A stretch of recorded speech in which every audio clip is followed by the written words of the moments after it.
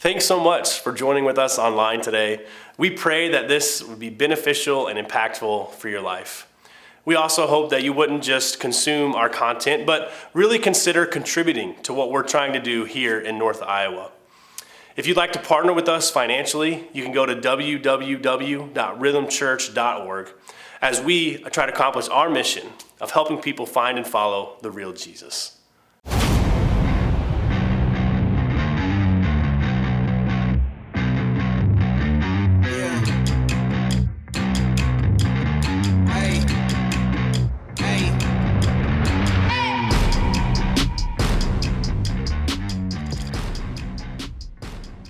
I hope you're doing well. I want to welcome everybody that's watching online. We have a whole slew of people that'll be watching online later, so thanks for joining us as well. We're in a series called Dangerous Prayers, and like Curtis mentioned, if you missed last week, I would highly encourage you to jump online. You can catch that prayer, but really the series is just designed to hopefully challenge your prayer life and maybe in ways that never have before. And what we talked about last week, the dangerous prayer we addressed was, make me bold. And so last week we spent some time kind of talking about some misconceptions of boldness, and we spent just challenged you to take the next 7 days, and pray. When you wake up, pray, make me bold, and just see what happens. And it was really neat because I was on the phone this week with a woman from our church, and she was just talking about some stuff that was going on in her life. But one of the things she mentioned that really encouraged her this week was that she was at her workplace, she was having a conversation with somebody, and she was able to talk about the difference that Jesus has made in her life right there at her place of work after praying, God, make me bold. And she said she's never done it before, but it was so cool to hear her talk about how she was bold in that situation, was able to talk about the difference that Jesus has made in her life. And I love that. I love being able to hear that. And so hopefully maybe you have some stories, or I'd love to hear if you've prayed that prayer, what has happened because of that. But the reality is, this Dangerous Prayer series is, I think sometimes as Christians, we just pray prayers that are too safe. And that's one thing we mentioned last week, is if we really believe that we have a God that is powerful, if we really believe that we have a God that not only hears our prayers but answers our prayers, why are our prayers so small and so safe? And so really the challenge is to pray these dangerous prayers. So last week, the prayer was make me bold. And this week, today's dangerous prayer is speak to me. Speak to me. How different might your life be if you heard God's voice regularly? It's a dangerous prayer. But to kick off the message today, I want to start by asking you a question. I wonder, you don't have to raise your hand or anything, but I wonder how many of us have trouble discerning or hearing God's voice. I know I do. I know I've struggled with that. And I think a big piece of it is just the culture in which we live, the pace at which we go about our lives. I don't know about you, but interruptions define my life. It's just constant interruptions. It might be my limited attention span, but disruptions are always happening. And I think for a lot of us, it might be a ding or a buzz or a beep, or an inbox flashing. There's something that's distracting us all the time. And again, I don't know how you feel, but sometimes I feel like my brain is on overload. Again, I can only speak for myself, but it's kind of hard to resist that flashing inbox or that ding or that buzz. It's like my dog Murphy when he sees a squirrel in the backyard, It's like he can't help himself. It's just like, it's like he can't resist. As I was preparing this week, I found it interesting that neuroscientists say that there's a fundamental biological limit to what our brains can pay attention to. There's a biological limit. We can't comprehend everything that's happening. I also found this fascinating. There was one study that found that a typical college student can't go more than 2 minutes without being distracted by social media. 2 minutes. It's unbelievable. We're so distracted, it's hard to focus. But it's not just younger people. I think People of all ages, everywhere, seem to be experiencing distractions in one form or another. It's the culture we live in. So this idea that we're supposed to be able to monitor all this stuff that's happening in our life, all these distractions, and then still hear and pay attention to the voice of God, is it even possible? Is it even possible? Believe it or not, we're not the only culture or only period in time where this has been an issue, hearing the voice of God. In fact, we'll see in Scripture today that this is nothing new. It's nothing new, and obviously for different reasons. I don't think back in biblical times they were necessarily distracted by technology, but nonetheless they were distracted. Nonetheless, they weren't hearing God speak. So if you have a Bible with you, I want to invite you to turn to 1 Samuel chapter 3. We're going to read about this. 1 Samuel chapter 3. If you don't have a Bible with you, that's okay. We'll have it on the screens. You can follow along there. You can follow along online as well. 1 Samuel chapter 3, we're just going to start in verse 1. And I want you to notice what this says. Verse 1 says, "The boy Samuel ministered before the Lord under Eli.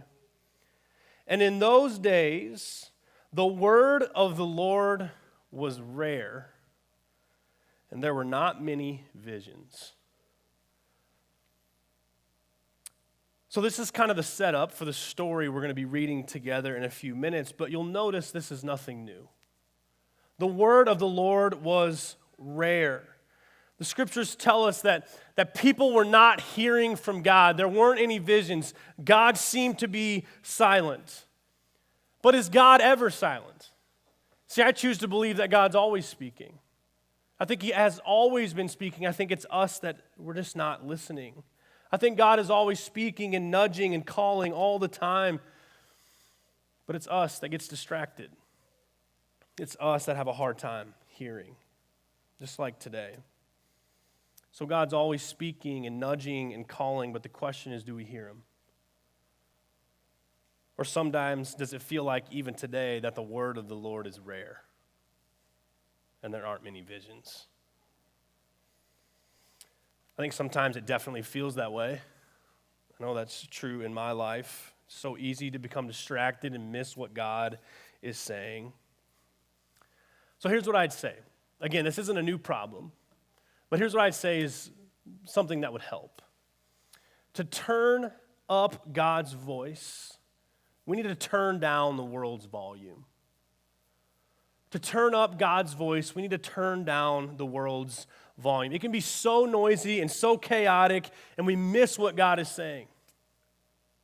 And honestly, this gets into a spiritual discipline of silence.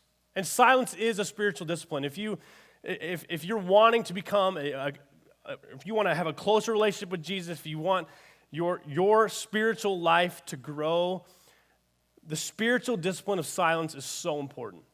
It's so important. We need to routinely be in silence. For me, something that I've been doing lately is I've been going on walks. And that's not new for me. I've gone on walks before. But what is new about this time is I'm doing it without headphones, which is difficult for me. I love listening to music and podcasts while I walk, but I've intentionally decided I'm going to take walks, and sometimes I'll walk for an hour or 2 hours at a time, and I just go on a walk without anything going into my ears. And I do that intentionally because here's what happens for me, and I don't know if this happens for you when you experience silence, but my mind goes crazy. It really does. My mind begins to just start thinking about things. But what I've discovered is when I put myself in silence, my fears come to the surface. My anxiety comes to the surface. What I really think about life right now comes to the surface. And I'm forced to deal with it. And this might hurt a little bit. This might challenge you a little bit this morning, but I think a lot of people are in this boat. I think oftentimes many people purposely turn up the world's volume so they don't have to deal with their stuff. The more distracted you can be, the more busy you can be, you don't have to deal with what's going on really in your life. We just think, hey, I'm just going to stay busy. I'm just going to run here and do this. And you don't have to stop, and you're never in silence, and you're never alone. But when you're in silence and you're alone, that's when life becomes real. That's when your thoughts, you have to do something with. Again, those fears and anxieties, whatever it may be, you have to deal with that. But it's in silence is where, at least for me, is where prayer is birthed. Because once I have to start dealing with my mess, that's when prayer starts. Okay, God, I didn't realize I was so anxious about this. Please meet me here. God, I didn't realize how crippled by fear I was about this and that. Lord, give me a spirit of power, not a spirit of fear. Prayer is birthed in those moments. It's where spiritual growth can actually occur, as if we're in silence dealing with our issues. Some of you might remember, but I had a guy that used to work here. He lived with us for a while. He lived in our basement. And it was so funny because he would talk about just how much he hated being in silence. And he would always have to be watching something or talking to somebody or doing something. But his words were, I can't stand to be alone because my mind races. So I get it. I get the tension, but honestly, that is like the crux. That is where we need to be. That's where we need to spend time, because reality sets in. And that's where spiritual growth can happen. So sit in silence. It's good for your soul. To turn up God's voice, we need to turn down the world's volume. Let's keep reading. There's another truth from this story I want to leave you with. Jump into verse 2. 1 Samuel chapter 3, verse 2. One night, Eli, whose eyes were becoming so weak that he could barely see, was lying down in his usual place. The lamp of God had not yet gone out, and Samuel was lying down in the house of the Lord where the ark of God was. Then the Lord called Samuel. Samuel answered, "Here I am." And he ran to Eli and said, "Here I am, you called me." But Eli said, "I did not call. Go back and lie down." So he went to lay down. Again, the Lord called Samuel, and Samuel got up and went to Eli and said, "Here I am, you called me." "My son," Eli said, "I did not call. Go back and lay down." Now Samuel did not yet know the Lord. The word of the Lord had not yet been revealed to him. And that's important. That's an important distinction. But a third time the Lord called, "Samuel." And Samuel got up and went to Eli and said, "Here I am, you called me." Then Eli realized that the Lord was calling the boy. So Eli told Samuel, "Go and lie down, and if he calls you, say, 'Speak, Lord, for your servant is listening.'" So Samuel went and lay down in his place. The Lord came and stood there, calling as at the other times, "Samuel, Samuel." Then Samuel said, "Speak, for your servant is listening." And the Lord said to Samuel, "See, I'm about to do something in Israel that will make the ears of everyone who hears about it tingle." So let me recap what's happening here in case you couldn't follow along. Samuel lived in the temple. He was a full-time altar boy. He helped the high priest, which was Eli. Eli was going blind. It says, his eyes weren't working as well. So Samuel, it also says that Samuel slept in the same room as the covenant of the ark. Now, the covenant of the ark was where the power of God was most present. So he slept in that same room. And they think Samuel was about 12 years old. He was lying down to go to sleep. And when God first calls Samuel, of course, he thought it was Eli who was calling. And you have to imagine. I mean, the text said, that's why I said it's important, the text said that Samuel didn't know God yet. He wasn't expecting God to speak. He wasn't even listening for God. And yet it happens 2 more times, and each time Samuel went into the room and asked Eli if he called him. And finally, Eli realizes, well, it must be God. God's calling you. So he says, "Go lay back down, and if God calls you again, say, 'Here, I'm here, speak to me. Your servant is listening.'" But notice something here, and I think this is often overlooked in this story. I want you to notice that it was Eli who had to tell Samuel that God was speaking to him. Otherwise, I don't know if Samuel would have ever come to realize it. See, but Eli, it took someone else to point out to Samuel that, hey, it might be God, right? It might be God. And I think we lose the importance of, or how important Christian community is. There's so many times in my life where I've had people come alongside me and say, hey, I think God is trying to speak to you here. You need to see what God is trying to do in the midst of this situation. You're distracted. You need to focus on what God is saying, not your circumstances or whatever it may be. This happened so many times for me as a teenager even. Would have adults speak things about my life, and they would see things in me that I would never see for myself, and they would point me to God's voice. Over and over again, they would point me to God's voice, and I'm so thankful for that. And so here's the next thing that I would say, is that sometimes it takes community for us to hear God clearly. Sometimes it takes community for us to hear God clearly. I was on Twitter, and I follow some pastors on there, and it was so interesting because last night, one of the pastors I follow posed this question and said, how many of you still think that God speaks today? And it was a poll, yes or no. And like 90% of people that followed it, I said, yes, God still speaks. But I was reading through the comments because people were commenting on there how they think this works.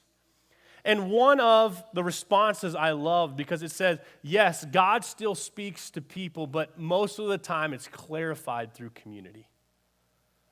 And I think he's spot on. You know, people will say, well, I heard from God. Well, okay.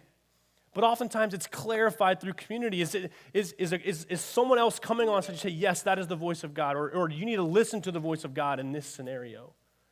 And I think Christian community is so important. It was certainly true in Samuel's life. Again, if it weren't for Eli, who knows what would have happened? So sometimes Christian friends and mentors or pastors, they can point us to God's voice. Other times, God may speak to you through someone else that's struggling or some random act of kindness. There's so many ways that God speaks, but community is a big part of it. Eli told Samuel God was calling him, so Samuel became expectant then. He then went back expecting to hear from God. He then went back listening for God. He was ready to hear. What people in your life has God used in order to better be able to hear his voice? What people in your life has God used so that you can better hear the voice of God? And perhaps you haven't heard anything yet. I don't know. Perhaps you haven't heard anything in a long time. How can you become ready to hear? Well, maybe is those distractions. What distractions do you need to move out of the way in order to be prepared to hear God's voice? I want to end with this. I think this is so encouraging. But let's jump back to verse 10 for a moment. And we'll throw this on the screen so you can see it. Verse 10, we're told that the Lord came and stood there. But notice this part. Calling as at the other times. Samuel, Samuel. Notice the words calling as at other times. It wasn't in some new way. It's not like he did it differently this time so that Samuel could hear. He came in the same way as other times. Just like when he said the first 2 times, he came back the 3rd time in the same way. God's been calling you too. He's been calling you. He's been pursuing you. He's been speaking to you. And the way he does it never changes. It's just you haven't been listening. He's been pursuing you the same way countless times over and over again, and we miss it. I love how that right there, calling as at other times, I love how that speaks to the faithfulness and the unchanging nature of our God. I love that. So Samuel asks, he prays this dangerous prayer. He asks for God to speak to him. And on the surface, we think, oh, wow, that's so awesome. But if we're being honest, how many of us really want to hear God's voice? It can be risky. It can be risky if we ask for God to speak. Here's why. Because it's a dangerous prayer. Because if we ask God to speak and he speaks, and not only do we hear it, but we act on it, your life will change. Your life will not be different. We cannot remain the same when God speaks and we hear it and we act on it. It's a dangerous prayer. So I have to ask, what is it you're listening to?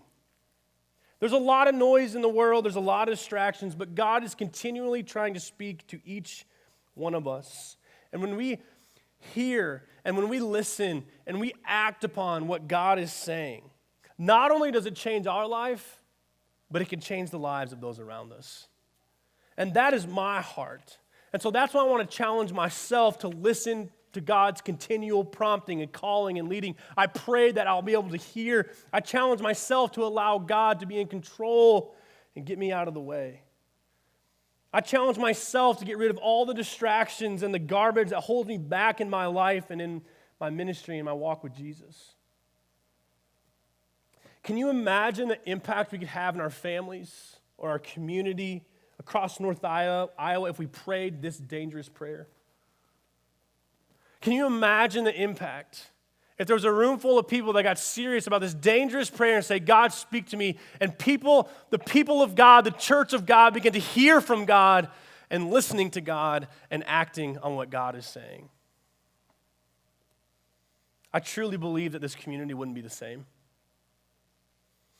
I truly believe we could flip this area upside down for the kingdom of God. I truly believe that lives would be changed, needs would be met, people would be loved. It'd be beautiful. It would be so beautiful. And all it takes is for us to get serious about our prayer life. And to stop praying these safe, just kind of small prayers, but instead pray bold and dangerous prayers. So often, we bring a list like this to God. We have our list, right, that we got to get through. Lord, help me pass this test. Lord, keep me safe today. God bless this food. We come with our list of stuff. But I wonder what it would be like. Sometimes, and lists are okay. I'm not saying these are bad. But I wonder what it'd be like instead of coming to God with this. What if we came to him with this? And we said, God, speak to me. Lord, your servant is listening. And we just received for a moment. We got out of the way. And maybe for the first time in a long time, you approach God without talking. See, a relationship is a lot more listening than we want to realize. But instead of talking, we go to God and just receiving. Samuel said, speak, Lord, your servant is listening. Speak to me, God, I want to hear you. This page is empty and I want you to fill it up. I want you to tell me what you want me to do. I want you to tell me what I need. So again, over the next 7 days, I want to challenge you to pray that prayer. God, speak to me. Your servant is listening. Speak to me, God. And honestly, I can't wait. I can't wait to hear what God says. I can't wait to hear how God shows up in your life and speaks to you and what he challenges you to do. I'm excited to hear about that. Thanks again for joining with us online today. If you have any questions or you'd like to take a next step in your faith journey, we want to help. Just text NEXT to the number on the screen and a staff member will reach out to you. Grace and peace.